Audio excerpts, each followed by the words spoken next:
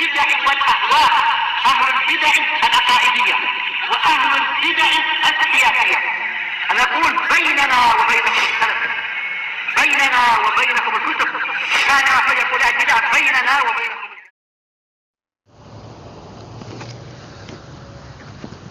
بسم الله الرحمن الرحيم. الحمد لله حمدا كثيرا طيبا مباركا فيه كما يحب ربنا ويرضى. وأشهد أن لا إله إلا الله وحده لا شريك له. وأشهد أن محمدا عبده ورسوله نبي الله وخليله صلى الله عليه وعلى آله وسلم تسليما مزيدا لا نبي بعده. Ikhwani fid din, azzani wa azakumullah. Sebelum kita lanjutkan pada bacaan kita terhadap kitab Syarah Al-Wajibat Al-Mutahattimat, kemarin sudah dituliskan sebuah faedah mengenai bahwasannya kita semuanya di dalam mencari ilmu tentunya pernah dan bisa dikatakan tidak terlepas daripada merasakan pahitnya mencari ilmu. Karena di dalam mencari ilmu barakallahu fikum tentunya terkadang dibutuhkan pengorbanan hartanya, terkadang dibutuhkan perjuangan di dalam menempuh jarak untuk mencari ilmu. Terkadang banyak halangan, rintangan, cobaan, godaan, baik bisikan-bisikan syaitan yang terkutuk ataupun godaan-godaan dari manusia yang jahat yang berupaya untuk melarikan dari ilmu yang benar. Karena ilmu itu adalah cahaya dan iblis tidak suka kalau seandainya ada cahaya pada manusia. Nah, iblis sangat tidak suka kalau seandainya manusia itu berada di atas cahaya. Maksudnya berada di atas ilmu. Oleh karena itu berkata Ibnul Jauzi rahmatullah alaihi dalam kitab Talbis Iblis, kata beliau, kama huwa ma'lumun annal ilma nurun. Sebagaimana sudah diketahui bahwasanya ilmu itu adalah cahaya. Wa anna iblis yuhassinu lil insan itfa'an nur. Dan bahwasanya iblis berupaya menghias-hiasi di hadapan manusia untuk memadamkan cahaya tersebut. Tujuannya apa? Kalau cahaya sudah padam, ilmu sudah tidak ada lagi, liyatamakkana minhu fi dzulmah. Agar apa? Agar semakin pasti bahwasanya orang tersebut terjatuh dalam kegelapan. Wala dzulmata ka dzulmatil jahl. Tidak ada kegelapan yang lebih gelap melainkan kegelapan kebodohan. Maksudnya tidak ada kegelapan yang lebih gelap seperti kegelapan kebodohan. Nah, itulah iblis. Oleh karena itu jangan sampai kita mengikuti jerat-jerat iblis, jerat-jerat syaitan yang terkutuk. Allah Ta'ala memberikan ultimatum dalam Al-Quranul Karim, wala tattabi'u khutuwatis syaitan. Jangan sekali-kali kalian mengikuti langkah-langkah setan. Karena setan ketika mengganggu manusia barakallahu fikum hafizakumullah tidak dengan satu langkah, namun berlangkah-langkah. Bagaimanapun caranya menghias-hiasi di hadapan manusia, yang hak nampak batil, yang batil nampak hak, sehingga banyak orang yang bergelimpangan, berjatuhan ke dalam lembah kegelapan kebodohan tersebut. Untuk meringkas waktu barakallahu fikum hafizakumullah, pantun atau puisi yang kemarin sudah kami sebutkan, kami ulangi sekali lagi, perhatikan barakallahu fikum. Wa man lam yaduk murrat ta'allumi sa'atan tajarra'a dhullal jahli tula hayatihi. Wa man fatahu ta'limu waqta syababihi fakabbir 'alaihi arba'an li fawatihi. Artinya,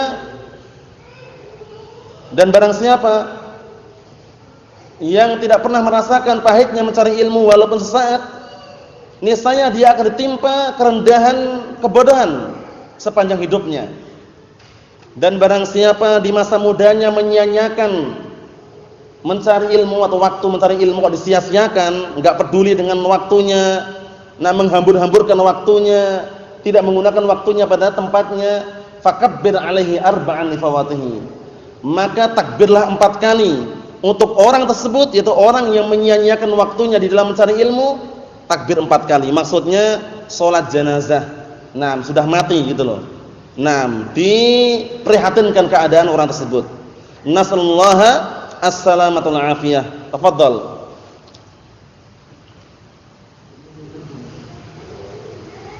Naam. Tafadhal.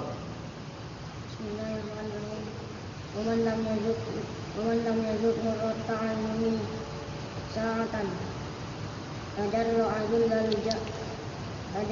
al-jahli ila hayati waman fatahu ta'limu faqad tashabaha bihi Fakabbir alaihi arba'an bifawati. Naam, tafadhal. ومن لم يدرك مرة تعلم ساعة تجرأ طول الجهل طول حياته Apa? ومن فاته التعليم Waqta كشبابه فكبر عليه أربعا بفواته. Naam, tafadhal. Bismillahirrahmanirrahim. Wa man lam yazuk murad ta'allumi sa'atan tajarra'a dullal jahli tula hayatihi wa man fatahu ta'limu wa tashababihi fakabbir alaihi arba'an bifawatihi. Naam, tafadhal. Hafal? Tafadhal. Naam, tafadhal. Waman lam yazuk murad ta'allumi sa'atan tajarra'a Dullal jahli tula hayatihi. Waman Wa man fatahu ta'limu waqta syababihi fakabbir alaihi arba'an bifawatihi. Naam, tafadhal. Khan Ahmad. Waman lam yazuk murra sa'atan Murad ta'allumi. waman lam yazuk murra ta'allumi sa'atan tajarra'a dulla sa'atan Dullal jahli tajarra'a dullal jahli li hayatihi tula hayatihi. tula hayatihi waman lam Wa man fatahu ta'limu waman lam wa man fatahu ta'limu fatahu waman fatahu ta'limu waqta syababihi. syababihi fakabbir alaihi arba'an li fawatihi. Naam, fakabbir alaihi arba'an li fawatihi. Tafadhal. ومن لم يدرك تعلم Faman lam yaduk murra. ومن لم يدرك مرة تعلم ساعة تجرأ Dullal jahli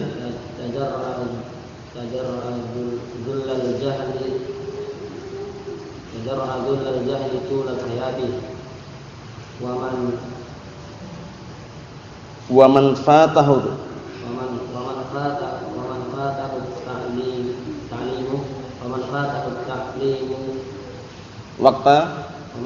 التعليم وقت شبابه فكبر عليه أربعا لفواته. Naam, tafadhal. Bismillah. Waman lam yazuk murra ta'allumi sa'atan tajarra'a dullal jahli tula hayatihi wa man fatahu ta'limu waqta syababihi fakabbir alaihi arba'an bifawatihi. Naam, barakallahu fikum hafizakumullah. Jadi perlu diperhatikan ya bahwasanya gunakan manfaatnya semaksimal mungkin terutama di masa-masa waktu muda. Karena kalau sudah orang itu sudah tua umurnya, sudah lanjut usia misalkan, dia baru mengenal dakwah atau istilahnya baru tahu ajaran agama yang benar, tentunya bisa dikatakan menyesal. Naam, oleh karena itu ketika dia sudah mengenal agama yang benar, mengenal kajian yang benar, sesuai dengan Al-Qur'an was sunnah, na'am barakallahu fikum. Naam, jangan sampai dia menyanyiakan waktunya. terutama di masa mudanya, karena masa muda itu bisa dikatakan apalagi ketika berusia di bawah 20 tahun itu masa-masa yang mudah untuk menghafal. Baik menghafal Al-Qur'an atau menghafal As-Sunnah atau menghafal yang lainnya. Tapi kalau antum nanti sudah menginjak usia 20 tahun ke atas, yang sudah pernah merasakan mungkin tahu, itu walaupun mudah tidak semudah ketika di bawah 20 tahun. Oleh karena itu sempatkan semaksimal mungkin barakallahu fikum. Bukan berarti yang di atas 20 tahun tidak bisa menghafal, bisa. Namun tidak secepat dengan ketika usia masih muda. Naam. Tidak secepat usia ketika masih muda. Karena ketika masih muda itu biasanya pikirannya belum bercabang. Oleh karena itu perhatikan baik-baik. Nah, barakallahu fikum, ketika masa mudanya hendaknya digunakan pada tempatnya barakallahu fikum, karena penyesalan itu datang di akhir, bukan di awal barakallahu fikum. Naam. Oleh karena itu jangan sampai kita menyia-nyiakan waktu yang kita miliki. Al-waqtu kas-sayf illam taqta'hu qata'ak. Waktu itu bagaikan pedang. Jika engkau tidak menggunakan pedang tersebut, niscaya atau tidak menggunakan waktu tersebut, niscaya dia akan menghunusmu atau akan memenggalmu. Dalam artian waktu akan sia-sia.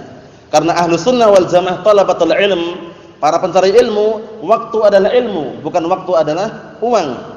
Na'am barakallahu fikum. Oleh karena itu perlu diperhatikan. Disebutkan sebagian para ulama mengenai asar pengaruh daripada belajar di masa tua.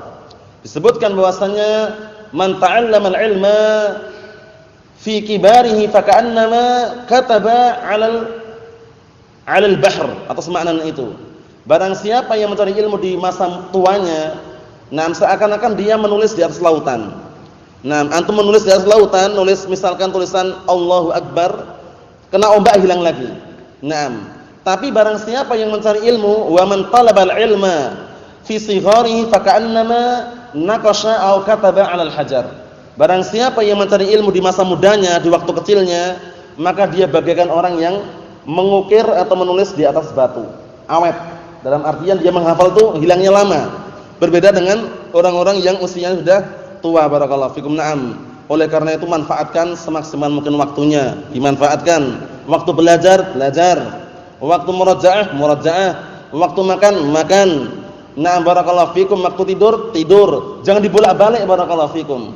Kalau dibolak-balik berarti dia belum paham dalam menggunakan waktunya.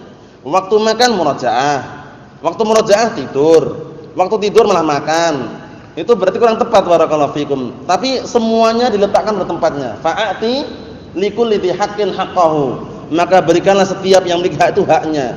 Paham maksudnya? Maksudnya itu waktu upayakan semaksimal mungkin diletakkan pada tempatnya. Ini kenapa pantun yang kita sebutkan itu sangat bagus sekali, karena itu memberikan dorongan dan motivasi kepada para pemuda. Para pemuda itu barakallahu fikum yang usianya masih muda, sehingga agar semangat dalam mencari ilmu. Karena nanti kalau sudah berkeluarga, sudah punya istri, itu pikirannya lain, sudah bercabang, tidak fokus ke ilmu. Dalam artian apa?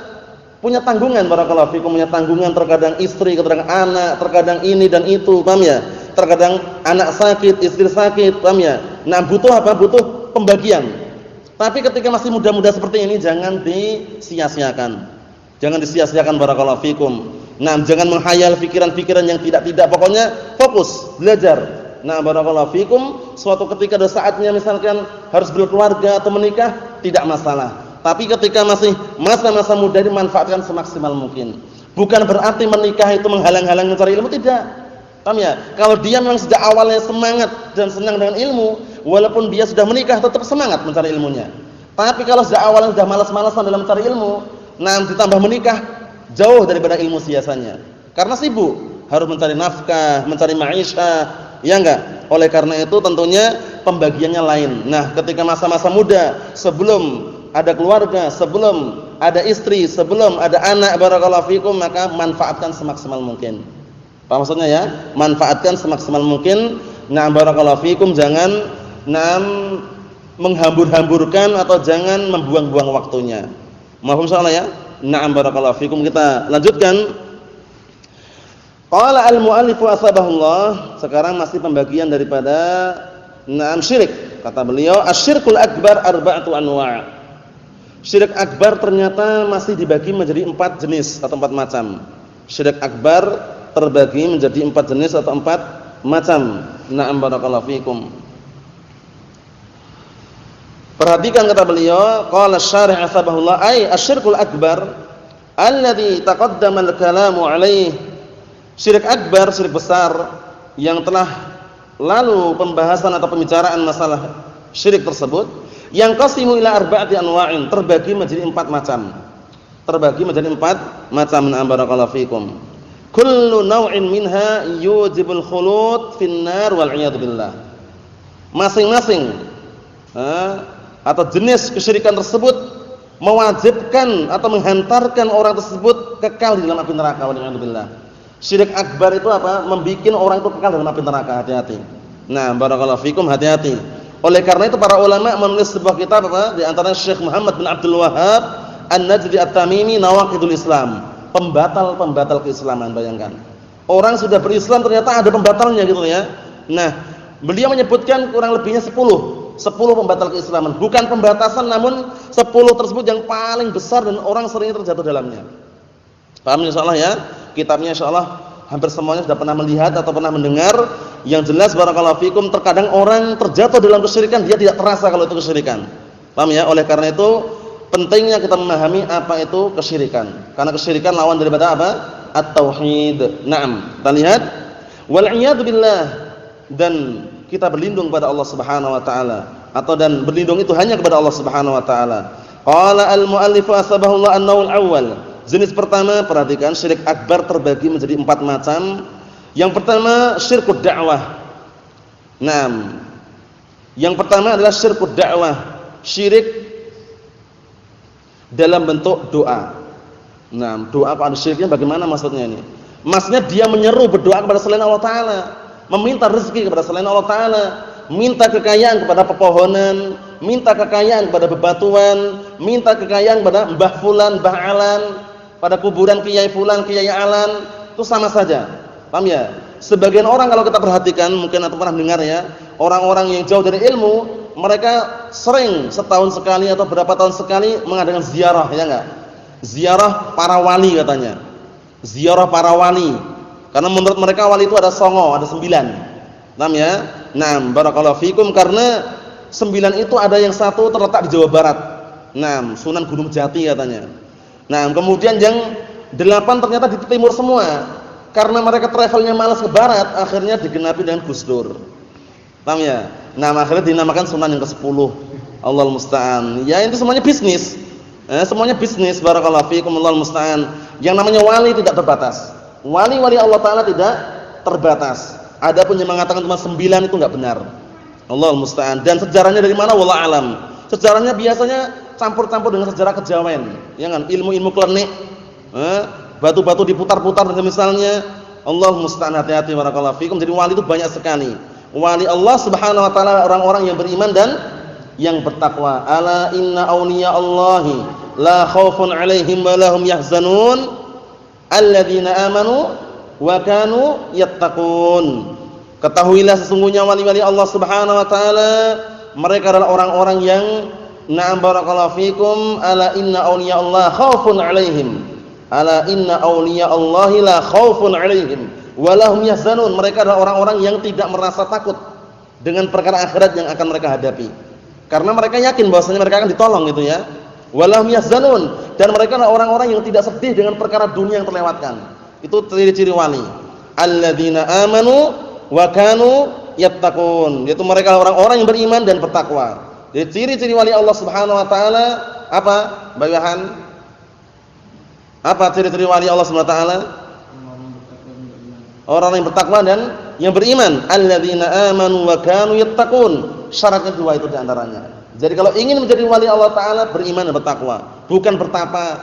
Paham ya? Sebagian mereka kan ada namanya wali, Naam Sunan Kalijogo katanya. Di Sunan Kalijogo itu bertapa di pinggir sungai sampai dilumutin. Paham ya? Kira-kira salat enggak kalau gitu seperti itu? Nah, barakallahu fikum, belum tentu salat karena sampai dilumutin. Kalau orang bertapa kemudian wudu dulu, kemudian salat dulu enggak sempat. Enggak sampai dilumutin kan? Menunjukkan bahwasanya Allahul musta'an, apakah benar wali mereka itu benar wali Allah atau wali syaitan, wallahu alam. Yang jelas wali Allah Subhanahu wa taala tidak terbatas cuma 9 saja. Banyak. Nah, dan kita berharap semoga termasuk wali-wali Allah Subhanahu wa taala. Dan termasuk tanda-tanda wali Allah Subhanahu wa taala dilarang takut dengan setan atau jin. Paham ya? Dilarang takut dengan setan atau jin, apalagi takut dengan apa? Bayang-bayangan pohon. Takut dengan kegelapan malam, takut lewat di pinggir kuburan, itu belum sempurna. Allahul musta'an. Enggak boleh takut. Itu namanya bukan khauf tabi'i, namanya jaban, penakut. Paham ya? Nah, barakallahu fikum. Karena jaban adalah orang penakut. Kalau khauf tabi'i enggak masalah. Karena al-khauf itu ada yang syirik, ada yang bid'ah, ada yang tabi'i. Tabi'i itu tabiat manusia takut, itu enggak masalah. Seperti takut ular, enggak masalah. Takut singa, enggak masalah. Takut tsunami, enggak masalah. Takut gempa, enggak masalah. Tapi kalau takut bayang-bayangan pohon, malam hari gelap, pohonnya gerak-gerak gini, takut. Sudah apa? Berdiri bulu-bulu belakang sini. Paham ya? Atau lewat di kegelapan, dengar suara krusak-krusak misalkan, takut juga, itu berarti penakut. Disebutkan Syekh Muhammad bin Shalih Al-Utsaimin termasuk kategori penakut. Hati-hati ya. Nah, setelah belajar tauhid, belajar akidah yang benar, jangan takut. Barakallahu fikum. Apalagi sudah mondok di pondok pesantren, nah barakallahu fikum misalkan ya, nah setahun 2 tahun atau sebulan 2 bulan enggak usah takut lagi sudah. Nah, dulu lewat di pinggir kuburan takut, sekarang enggak usah takut, pulang pun lewat langsung bismillah. Paham ya? Enggak usah takut ya. Nah, barakallahu fikum. Dan seringnya ini sebagai gambaran aja, kenapa anak-anak kecil banyak yang takut? Anak-anak kecil yang orang-orang awam itu ya, karena sudah apa? Sudah terkena penyakit atau sudah terkotori fitrahnya dengan film-film honor dalam televisi. Paham ya? Sebelumnya mungkin sebelum mengenal nonton film honor, film-film hantu itu ya. Nah, film-film yang ngeri, nah itu yang bikin melekat pada benak-benak mereka. Tapi kalau anda saksikan di Yaman sana, suatu ketika mungkin ada rezeki untuk bisa ke Yaman, perhatikan. Anak-anak kecil santai aja lewat kuburan. Karena memang di lingkungan markis atau lingkungan pondok itu enggak ada TV. Paham ya? Dilarang, mamnu. Paham ya? Sehingga mereka masih fitrahnya itu ya masih pemberani gitu loh. Lewat tengah malam itu ya, lewat pinggir kuburan santai aja, enggak ada nanti ada pocongan atau itu enggak ada.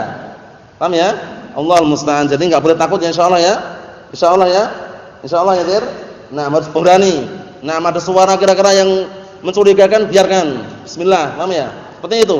Allahul musta'an. Yang jelas jangan takut terhadap para setan dan jin. Allah Subhanahu wa ta'ala berfirman dalam Al-Qur'anul Karim, "Innama dzalikumus syaitan yukhawifu awliya'ah fala takhafuhum wa khafuni in kuntum mu'minin." Hanya saja mereka itu para setan yang menakut-nakuti wali-wali Allah taala. Jangan kalian takut dengan mereka, takutlah kepadaku kata Allah taala. Jika kalian benar-benar beriman. Jadi jika benar-benar kita beriman kepada Allah Subhanahu wa taala, takutlah kepada Allah Subhanahu wa taala. Jangan takut kepada kegelapan, jangan takut kepada pohon-pohon besar.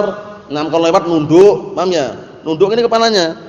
Khawatir kualat, takut kualat. Tahu kualat enggak? Kualat apa bahasa Indonesianya kualat, Ahmad? Ya takut tertimpa sesuatu itulah. Paham ya? Nah, jadi kalau lewat tunduk, kadang permisi dan misalnya enggak ada orangnya, ya cuma takut aja, perasaan. Allahumma santai aja lewat pohon besar ya, bismillah lewat aja. Enggak perlu nunduk-nunduk. Nah, barakallahu fikum, Allahul musta'an. Nasallahu as-salamatu wal afiyah. Kita lihat. An-naul awal jenis pertama adalah syirkud da'wah, syirik yang berbentuk doa. Wa dalilu qaulu ta'ala, dalilnya adalah firman Allah Subhanahu wa ta'ala, "Fa idza raqibu fil fulki da'awallaha mukhlishina lahud-din, falamma najjahum ilal barri idza hum yusyrikun." Allahul musta'an. Ini menjelaskan tentang keberadaan atau keadaan orang-orang musyrikin terdahulu. Perhatikan baik-baik, keadaan orang-orang musyrikin terdahulu berbeda dengan keadaan orang musyrikin zaman sekarang. Nah, barakallahu fikum, perhatikan ini ya. Keadaan orang-orang musyrikin terdahulu beda dengan musyrikin zaman sekarang. Antum bisa lihat rinciannya yang detail lagi di dalam kitab Al-Qawaidul Arba' itu yang dikarang Syekh Muhammad bin Abdul Wahhab An-Najdi At-Tamimi rahimatullah alaih. Kita lihat, fa idza raqibu fil fulki, apabila mereka masih berada di dalam apa? Di dalam atau di atas lautan, di atas perahunya, da'awallaha mukhlishina lahuddin. Mereka benar-benar berdoa kepada Allah taala dalam keadaan ikhlas. Karena di atas lautan takut kalau tenggelam itu loh. Benar-benar murni ikhlas, ya Allah, tolonglah kami ya Allah. Paham ya? Ikhlas. Tapi perhatikan, falamma najjahum ilal barri, kemudian tatkala mereka sudah diselamatkan, tatkala Allah telah selamatkan mereka ke daratan, idahum yusyrikun, tiba-tiba mereka mulai berbuat kesyirikan. Nah, kalau kita perhatikan orang-orang musyrikin terdahulu berbuat kesyirikan ketika di waktu-waktu senang dan tenang, ya enggak? Tapi ketika di waktu-waktu yang mengerikan, sedih atau susah, mereka berbuat apa? Ikhlas. Tapi musyrikin zaman sekarang bagaimana?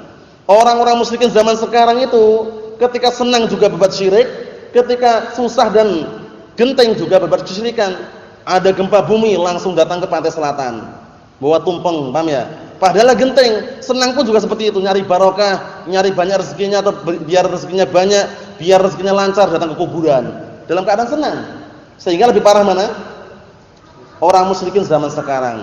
Paham ya? Jadi al-musyrikuna fi zamanina asyaddu syirkan minal musyrikina na barakallahu fikum nam al-qudama. Maksudnya orang musyrikin zaman kita sekarang ini lebih parah kesyirikannya dibanding musyrikin zaman dahulu. Karena orang musyrikin zaman dahulu itu kalau berbuat syirik ketika apa tadi? Senang, tenang, paham ya? Syirik mereka berbuat kesyirikan, menyembah patung, menyembah berhala. Tapi ketika di tengah lautan, ketika dalam keadaan genting, susah, mereka benar-benar ikhlas. Nah, kalau zaman sekarang bagaimana? Nah, ada gempa bumi, ada tsunami, langsung mereka pun lari ke kuburan. Kemudian ketika senang, ketika dapat rezeki langsung larinya ke kuburan Kiai Fulan, Mbah Fulan, Mbah Alan. Paham ya? Nah, barakallahu fikum, kalau di tempat kami ana terkenal Mbah Potro. Di Mbah Potro itu alam wujudnya ada atau tidak, kuburannya itu diagungkan itu. Orang-orang kalau nyari pesugihan ke situ, nyari kekayaan. Terkadang bawa persembahan ayam, terkadang apa tentang itu ini yang jelas. Wallah alam apakah wujudnya Mbah Potro itu ada atau tidak, wallah alam. Cuman terkenal Mbah Potro gitu. Paham ya? Itu kan berarti apa? Ketika senang-tenang pun memintanya kepada kuburan. Lebih parah keadaannya. Itu sisi yang pertama. Sisi kedua, orang-orang musyrikin terdahulu ketika berbuat kesyirikan, meminta kepada orang saleh itu benar-benar saleh orangnya. Yang mereka sembah, yang mereka mintai di kuburan itu benar-benar orang saleh itu loh. Tapi kalau zaman sekarang terkadang apa? Bukan orang saleh, tapi kuburannya kelihatannya tinggi udah langsung. Kuburan ditinggikan, kemudian dikapur, kemudian dihiasi, udah langsung barakallahu fikum dimintai di situ. Enggak pandang bulu istilahnya. Dalam artian apa, lebih parah keadaannya daripada musyrikin terdahulu. Apa maksudnya ya? Jadi orang musyrikin zaman sekarang lebih parah dari dua sisi. Sisi pertama, orang musyrikin zaman dahulu itu masih apa? Berbuat kesyirikan ketika apa? Ketika senang dan tenang saja. Namun orang musyrikin zaman sekarang, barakallahu fikum, berbuat kesyirikan ketika senang dan ketika susah. Satu. Kedua, orang-orang musyrikin zaman dahulu, mereka ketika meminta menjadikan perantara benar-benar orang soleh, milih-milih orangnya. Tapi kalau orang musyrikin zaman sekarang enggak pilih-pilih. Yang kelihatannya orangnya pakai belangkon, jenggotnya panjang, jenggotnya dikelabang-labang itu ya. Barakallahu fikum, kemudian baca mantra komat kamit itu sudah dianggap kiai. Dianggap apa? Untuk mencari pesugihan, enggak pilih-pilih orangnya itu loh.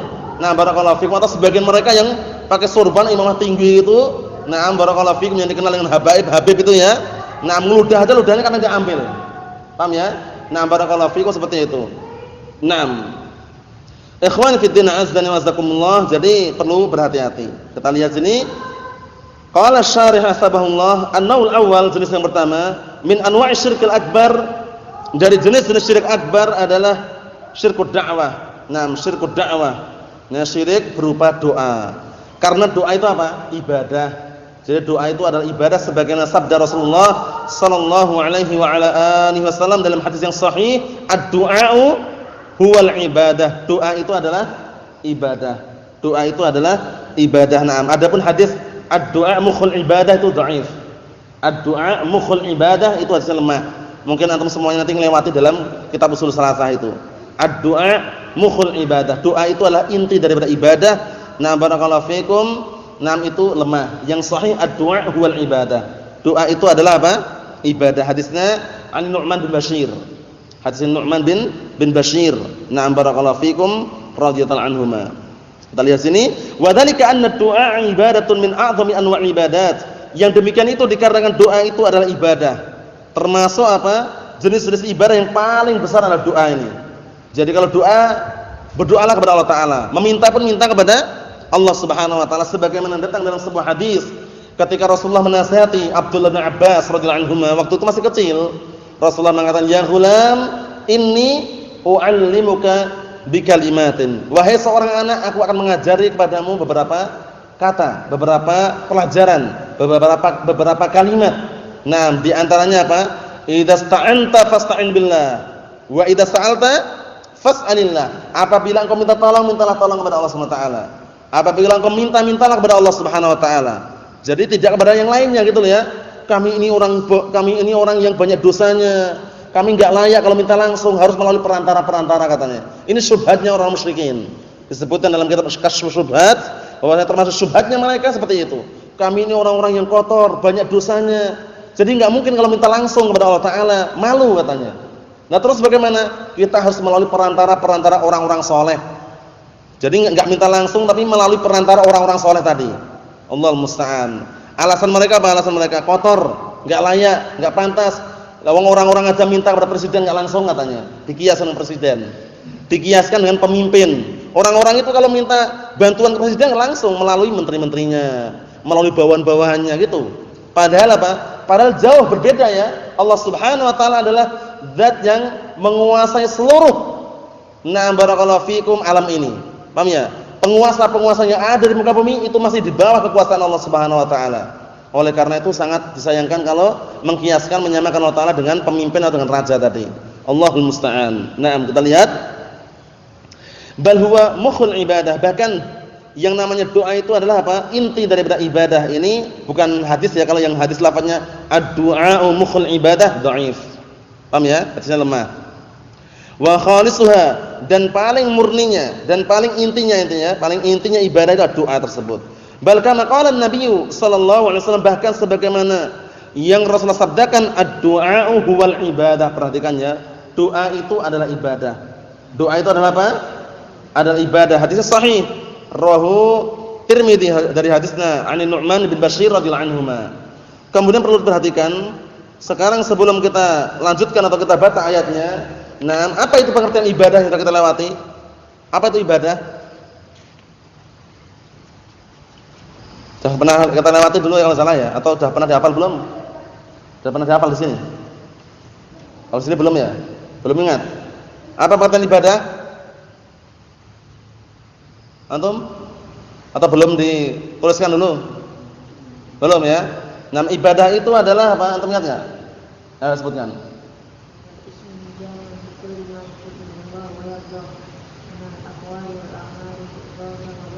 Nah, ahsan. Jadi ibadah itu pengertiannya sebagaimana yang diberikan pengertian oleh Syekhul Islam Ibnu Taimiyah, Abdul Abbas Ahmad bin Abdul Halim rahmatullah alaih. Jadi al-ibadatu hiya ismun jami'un li kulli ma yuhibbuhu Allahu wa yardah minal aqwal wal a'mal adh-dhahirah wal batinah. Nanti insyaallah dituliskan di sana. Nah, barakallahu fikum. Antum masih ada catatannya? Nanti tulis sana nanti ya, biar yang lainnya menghafal. Sekarang dijelaskan dulu. Jadi ibadah itu barakallahu fikum adalah ismun jami'un, sebuah nama yang mencakup li kulli ma yuhibbuhu Allahu wa yardah. Sebuah nama yang mencakup seluruh perkara yang Allah taala cintai dan Allah taala ridhai. Nah, minal aqwali wal a'mal, berupa ucapan ataupun perbuatan, adz-dzahirah wal batinah, yang nampak maupun yang tersembunyi. Jadi ibadah itu apa? Ibadah itu adalah sebuah nama yang mencakup seluruh perkara yang Allah taala cintai dan Allah taala ridhai, baik berupa ucapan maupun perbuatan yang nampak maupun yang tersembunyi. Itu namanya ibadah. Jadi ibadah itu diketahui sebuah perbuatan adalah ibadah ada dengan dua cara. Paham ya?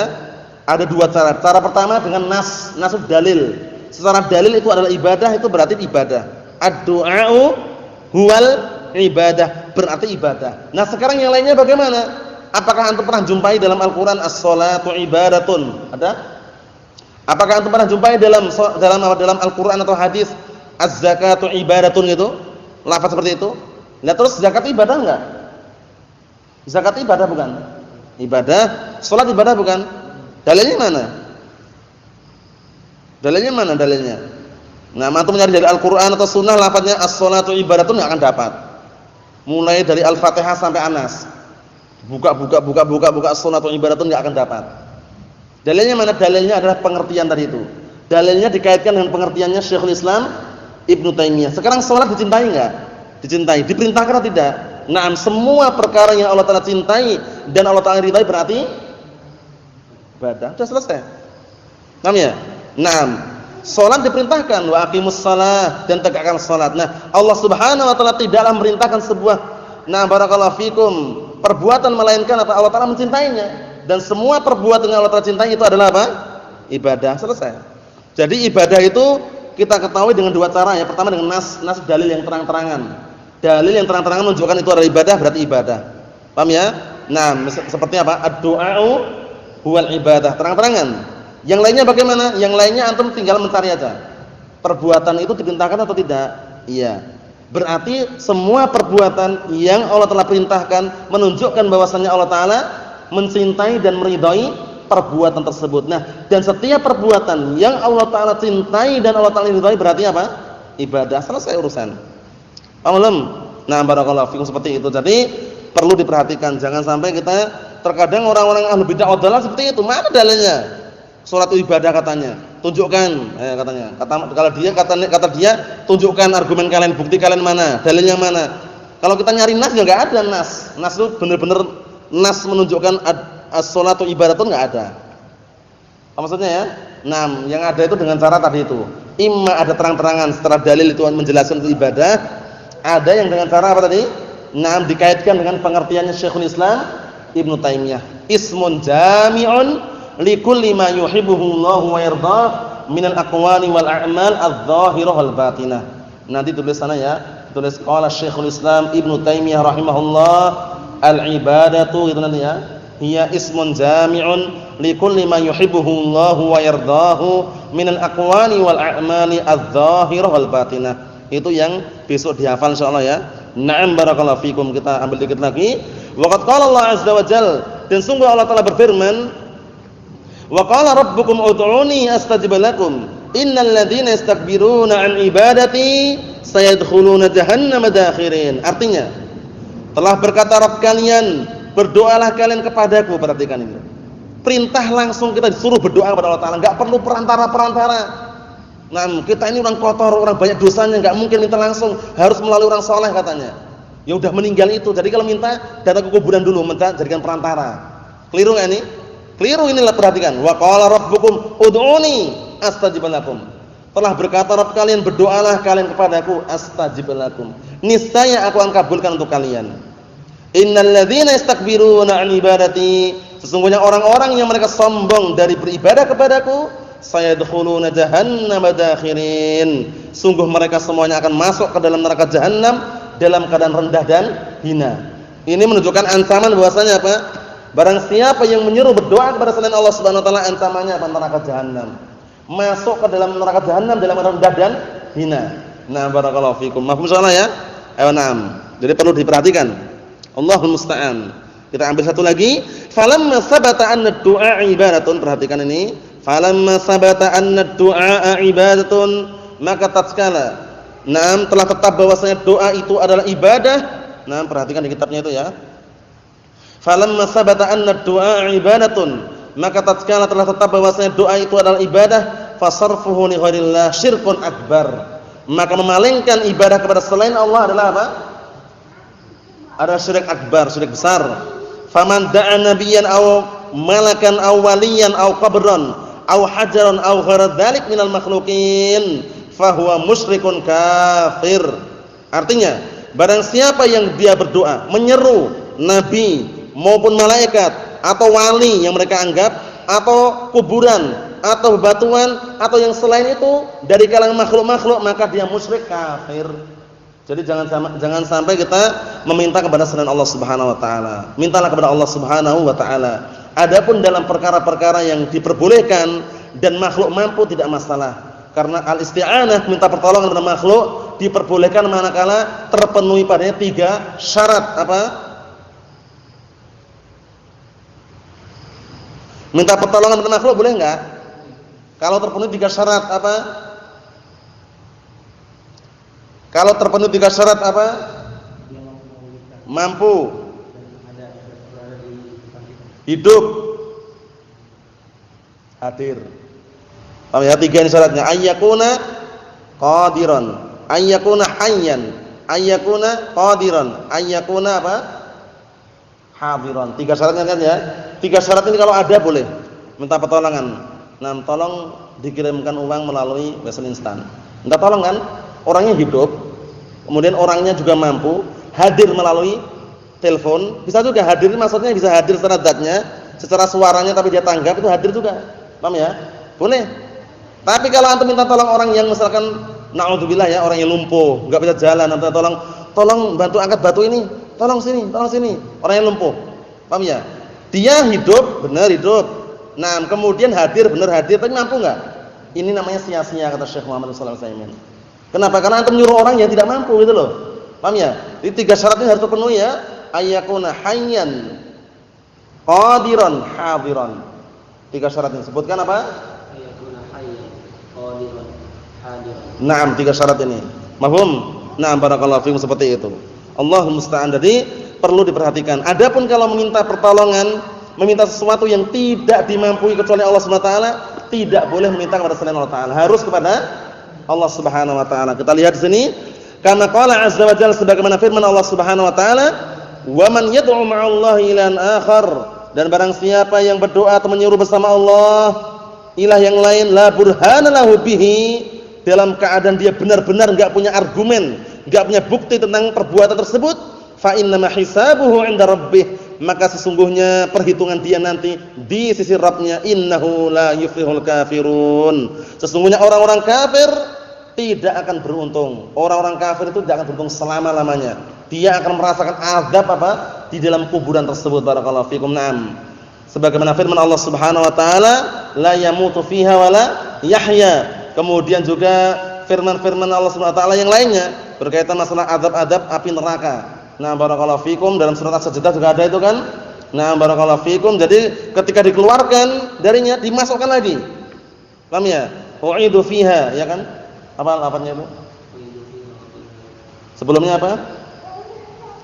Nah, yang jelas dalam surat apa? Surat As-Sajdah itu ya. Nah, lembaran kedua, lembaran pertama, lembaran kedua yang paling bawah itu. Nah, barakallahu fikum. Jadi orang-orang kufar ketika kapanpun mereka dikeluarkan dimasukkan lagi. U'idu fiha wa qila lahum. Nah, kemudian dikatakan kepada mereka apa? Rasakanlah balasan terhadap apa yang dulu kalian dustakan. Seperti itu ya. Nah, barakallahu fikum. Yang jelas apa? Sangat mengerikan sekali. Di sini perhatikan, berarti di sini ancaman bagi orang-orang yang berbuat kesyirikan yang tidak punya bukti. Berarti kalau punya bukti boleh. Nah, barang siapa yang menyeru berdoa bersama Allah dengan ilah yang lain dalam keadaan dia tidak punya bukti, dalam keadaan dia tidak punya burhan, tidak punya argumen, berarti kalau punya bukti boleh. Hah? Maksudnya kalau kita misalkan berbuat kesyirikan terus kita punya bukti, punya burhan, punya argumen, punya dalil, berarti boleh. Ini kan larangannya, ancamannya barang siapa yang berdoa atau menyeru bersama Allah taala ilah yang lain, la burhana lahu bihi, dalam keadaan dia tidak punya bukti, dalam keadaan dia tidak punya argumen, tidak punya dalil, berarti kalau punya argumen atau bukti boleh. Nah, ini termasuk ayat yang tidak punya mafhum mukhalafahnya. Ayat ini namanya apa? Namanya sifatun kasyifah. Jadi sifat yang menjelaskan, yang menggamblangkan. Maksudnya benar-benar orang itu enggak punya bukti gitu loh. Bukan berarti kalau punya bukti boleh, itu enggak. Karena di dalam ayat itu nanti ada, di dalam dalil itu ada yang namanya apa? Dalil yang memiliki mafhum mukhalafah, mafhum sebaliknya. Ada juga dalil yang memahaminya dengan cara yang lain itu ada. Seperti apa? Barakallahu fikum. Seperti famanittaba'a hudaya fala yadhillu wala yashqa. Barang siapa yang mengikuti petunjukku, niscaya dia tidak akan sesat, tidak pula sengsara. Mafhumnya sebaliknya. Nah, itu mafhum mukhalafah namanya. Sebaliknya, yang tidak mengikuti petunjuk Allah Subhanahu wa taala, dia akan sesat dan akan sengsara. Itu namanya mafhum mukhalafah. Ada juga yang barakallahu fikum, ayat yang dipahami apa? Sesuatu yang ringan aja dilarang, apalagi yang berat. Seperti apa? Wala taqrabuz zina. Jangan kalian mendekati perzinaan. Bukan berarti ini kan larangannya mendekati tok. Kalau berzina sekarang enggak apa-apa katanya. Keliru enggak itu? Keliru. Ini cara memahaminya apa? Larangan mendekati aja dilarang, apalagi kalau berzina, caranya gitu. Apa maksudnya ya? Itu berarti apa? Cara memahami seperti itu penting sekali. Nasallallahu alaihi afiyah. Insyaallah taala yang berikutnya kita tunda pada pertemuan yang akan datang. PR-nya adalah menghafal pengertian ibadah yang diberikan oleh Syekhul Islam Abdul Abbas Ahmad bin Abdul Halim Al-Harrani rahmatullahi alaih Subhanakallahumma bihamdika asyhadu an la ilaha illa anta astaghfiruka wa atubu ilaik. Walhamdulillahirabbil alamin.